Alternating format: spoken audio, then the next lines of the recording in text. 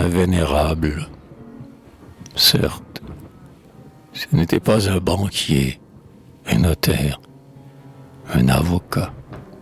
Pourtant, je ne saurais mentir, il était respectable et grave, étant très vieux.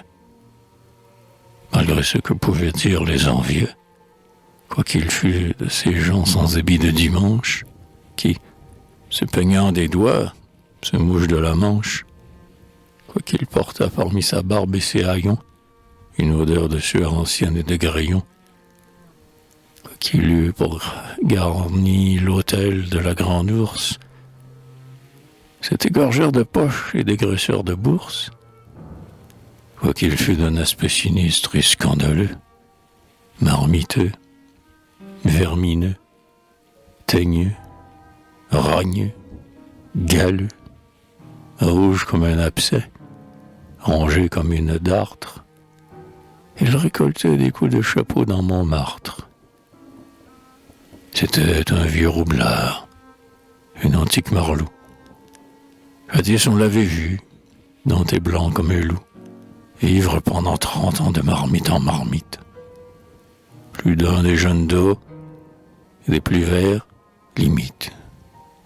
Il leur parle comme au chef grec parle Nestor. Et celui-là qui suit ses conseils n'a pas tort, car il est au courant de toutes les histoires. C'est les aboutissants des femmes méritoires. Se feuillette comme un dictionnaire entier et vous enseigne à fond tous les trucs du métier.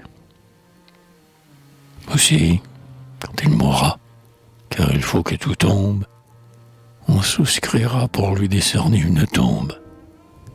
Les plus durs pousseront des soupirs superflus, et l'on ira disant que le grand art n'est plus.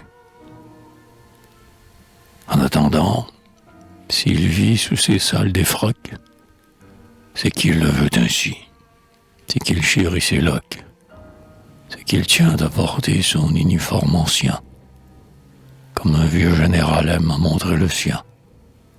C'est qu'il est fier de voir, devant sa triste mise, les modernes marlots à la fine chemise, aux cols serrés de lignes en couleur, aux pantalons pattus, aux cravates en fleurs, soulever en passant leur casquette de soie.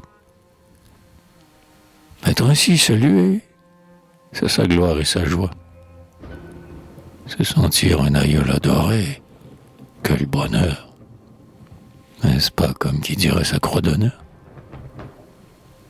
Oh, vénérable, on l'aime, on le gave, on le saoule, pour montrer aux enfants, aux femmes, à la foule, qu'un gaillard a toujours tout ce qu'il doit avoir lorsque dans sa partie il a fait son devoir.